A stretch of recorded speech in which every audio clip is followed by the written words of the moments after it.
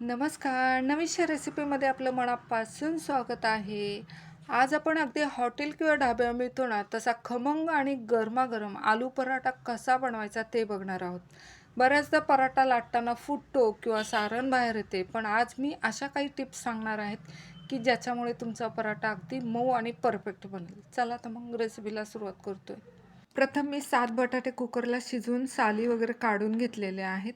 नेहमी आलूचा पराठा आपण ज्यावेळेस बनवतो ना, तर अर्धा तास आधी बटाटे शिजवून घ्या आणि पूर्ण कोरडे करून घ्या. म्हणजे आपला पराठा खूप छान होतात, चिकट होत नाही, चिवट होत नाहीत असे. आता आपण पीठ मळून घेतोय. त्यासाठी 1 वाटी गव्हाचं पीठ, चवीप्रमाणे मीठ टाकतोय त्याच्यामध्ये आणि अगदी थोडं थोडं पाणी टाकून मळून घेते मी हे पीठ. पीठ पण आपल्याला जास्त घट्टसर आणि सैलसर मळायचं नाही आहे. हे बघा असं मळून घ्यायचं आहे. छान असं पीठ मळून झालं. आता त्याच्यावर झाकण टाकतो आहे आणि आपलं बटाट्याचं सारण तयार करून घेते. तोपर्यंत पीठ भिजते तोपर्यंत आपलं बटाटे पण छान असे कोरडे झालेले आहेत. आता बारीक किसणीने आपण किसून घेणार आहोत. बऱ्याचदा काय होतं की पराठा लाटताना फुटतो किंवा सारण बाहेर येते. हे होऊ नये म्हणून बटाटा छान असा किसून घ्यायचा आधी.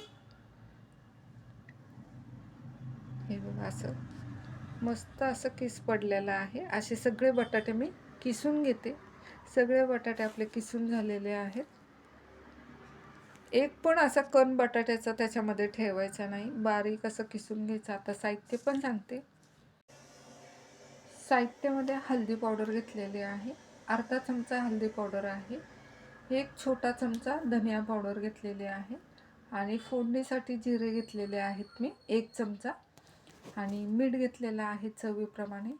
3 ते 4 हिरव्या मिरच्या मीठ टाकून थोडंसं मीठ टाकून ठेचा तयार करून घेतलेला आहे. तिखट आहेत त्या मिरच्या म्हणून 4च मिरच्या घेतल्यात आणि एक मध्यम आकाराचा कांदा अगदी बारीक चिरून घ्यायचा, नाहीतर पराठा फुटण्याची शक्यता असते. त्यामुळे शक्यतो कांदा अगदी बारीक चिरून घ्या आणि थोडीशी कोथिंबीर अगदी बारीक चिरून घेतलेली आहे आणि आलं आणि लसणाची पेस्ट तयार करून घेणार आहे. चला आता रेसिपी सुरुवात करतोय.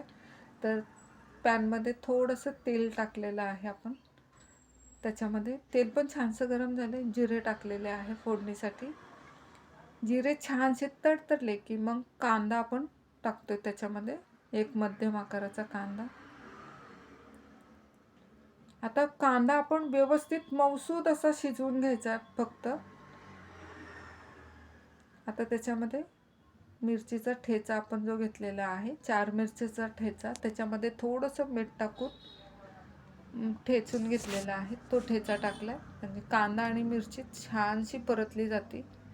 आलं लसणाची पेस्ट टाकलेली आहे. अर्धा चमचा हळदी पावडर टाकतो आपण. अर्धा चमचा धनिया पावडर टाकतो त्याच्यामध्ये आणि आपण जे बटाट्याचं किस करून घेतलेलं आहे ते सर्व टाकतोय त्याच्यामध्ये. आता हे व्यवस्थित परतून घ्यायचं आहे आपल्याला. आता चवीप्रमाणे मीठ टाकतोय. बटाटा छानसा परतून झालेला आहे. चवीप्रमाणे मीठ टाकतोय त्याच्यामध्ये. 1-2 मिनटं छान असं परतून घ्यायचं आहे. बटाटा छानसा परतून झाला आहे. त्याच्यामध्ये आपण जी चिरलेली कोथिंबीर आहे ती टाकून घेतोय. आता 1-2 मिनटं व्यवस्थित हलवायचं ह्याला आणि मग एका प्लेटमध्ये काढून घ्यायचं आणि पूर्ण थंड करून घ्यायचं आणि मग पराठा तयार करायला घ्यायचा. आता आपलं बटाट्याचं सारण पण थंड झालेलं आहे. आता आपण पराठे घेतो करायला. तर तवासुद्धा गरम करायला ठेवलेला आहे. एक गोळा घेतलेला आहे चपातीचा. आपलं पीठ पण छानसं भिजलेलं आहे. एक गोळा घेतला. आता लाटून घ्यायचा.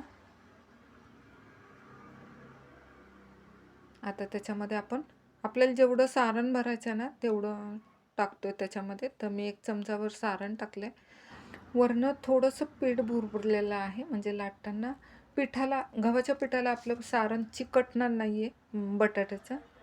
आता लाटून घ्यायचं. हलक्या हाताने लाटून घ्यायचं. लाटून झाले. आता आपण तव्यावर टाकतोय. तवा पण छानसा गरम झाला आहे. जरा अशी एक बाजू सुकून द्यायची आणि मग लगेच पलटी मारायची आहे त्याला. पलटी करतोय. मस्त असा फुगलेला आहे. आता मी तेल लावते. तुम्हाला जर तूप लावायचं असेल तर लावू शकता. दोन्ही बाजूने मस्त खरपूस अशी शेकून घ्यायची. असे मी सगळे तयार करून घेते पराठा. तर कसा वाटला? किती मस्त असा फुगलाय बघा. तर कसा वाटला तुम्हाला हा गरमागरम आणि टेस्टी आलू पराठा? ही रेसिपी घरी नक्की ट्राय करून बघा आणि कशी झाली ते मला कमेंट करून नक्की सांगा. तर सर्विंग प्लेटमध्ये काढून घेतलेले आहेत. मऊसूद असे पराठे झालेले आहेत. हे बघा तुम्ही पाहू शकता आणि दहीबरोबर तर खूप छान लागते. आंबट दही घेऊ नका. व्हिडिओ आवडला असेल तर व्हिडिओला लाईक करा, शेअर करा आणि आपल्या चॅनलला सबस्क्राईब करायला विसरू नका. धन्यवाद. परत भेटू अशाच एका मस्त आणि सोप्या रेसिपीसोबत. तोपर्यंत बाय बाय.